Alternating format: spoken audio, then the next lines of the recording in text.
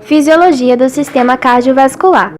Composição do trabalho: Biara de Moraes do Nascimento, Esté Lopes Carneiro, Felipe de Araújo Lucena, Gabriela Improta Melo, Geisa Carvalho Silva, Sofia Mota Lopes de Cerqueira. O sistema cardiovascular é um sistema fechado, sem comunicação com o exterior, constituído pelo sangue, pelo coração e pelos vasos sanguíneos. A função básica desse sistema é a de transportar material nutritivo e oxigênio para as células do corpo. Esse sistema realiza também, em mecanismos homeostáticos, a regulação da temperatura corporal. Além disso, participa da distribuição de mecanismos de defesa, como anticorpos e células fagocitárias, e da regulação sanguínea, já que pelo sangue circulam as plaquetas. Uma importante característica do sistema cardiovascular é a de que todos os vasos sanguíneos são distensíveis. Quando a pressão nos vasos aumenta, eles dilatam-se e sua resistência diminui, resultando em um aumento do fluxo sanguíneo. As artérias são vasos por onde passa o sangue que sai do coração, sendo transportado para as outras partes do corpo. A natureza elástica das artérias permite que acomodem o débito cardíaco, impedindo os extremos de pressão das pulsações. Isso faz com que o fluxo de sangue para os pequenos vasos dos tecidos seja suave e contínuo. As veias são vasos que transportam o sangue das diversas partes do corpo de volta para o coração. Por serem os vasos mais distensíveis do sistema, possuem a função de reservatório para armazenamento de grande quantidade de sangue extra, que pode ser utilizado quando necessário. A pressão arterial é determinada pela relação entre o débito cardíaco e a resistência periférica. O débito cardíaco é resultante do volume sistólico multiplicado pela frequência cardíaca, sendo que o volume sistólico é a quantidade de sangue que é expelida do ventrículo cardíaco em cada sístole, ou seja, em cada contração. As variações do débito cardíaco são grandes, sendo em média de 5 a 6 litros por minuto, podendo chegar até 30 litros por minuto durante um exercício físico. A resistência periférica é a dificuldade que o sangue encontra em passar pela rede de vasos. Ela é representada pela vasoconstrição da rede arteriolar, especificamente sendo este fator importante na regulação da pressão arterial diastólica. A resistência é dependente das fibras musculares da camada média dos vasos, dos esfíncteres pré-capilares e de substâncias reguladoras da pressão, como angiotensina e catecolamina.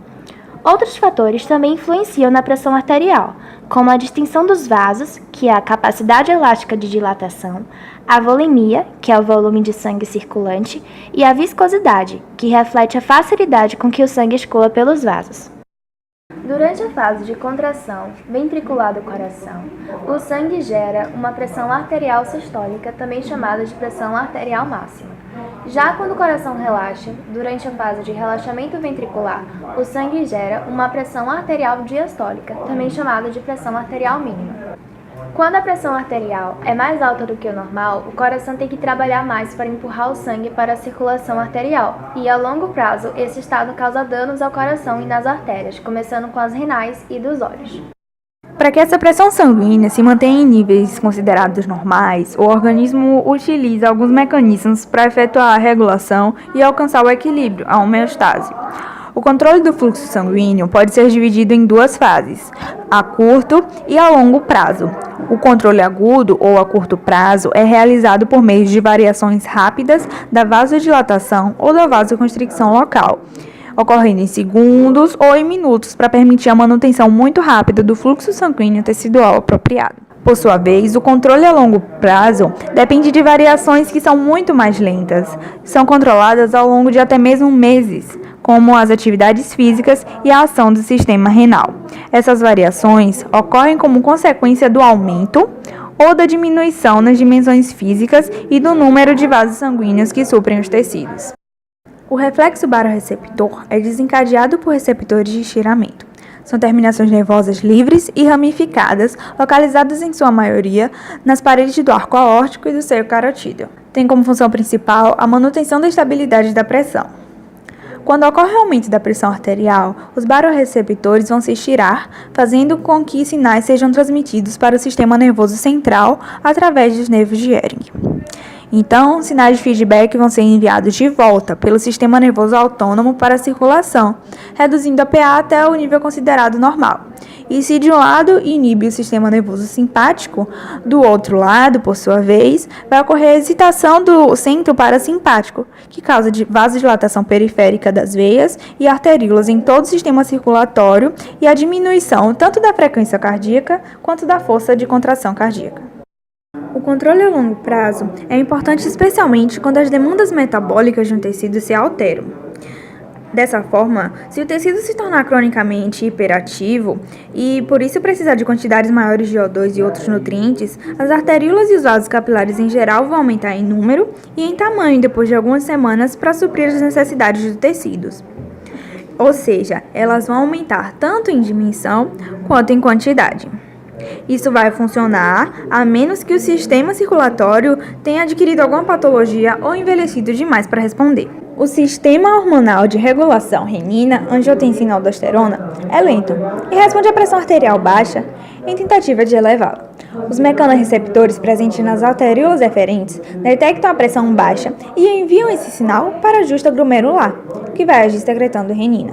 A renina, por sua vez, vai auxiliar na transformação do angiotensinogênio, que é a forma inativa, em angiotensina 1.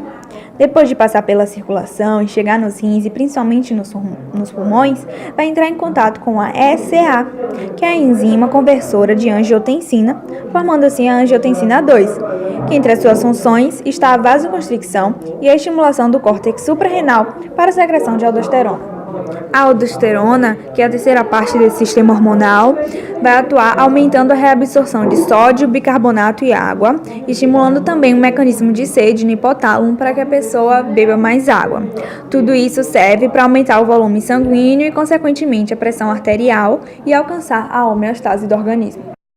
Uma indicação frequente para o controle da pressão arterial é a prática de exercícios físicos, pois eles aumentam a biossíntese de óxido nítrico e, consequentemente, a sensibilidade barorreflexo e a atividade do sistema nervoso simpático.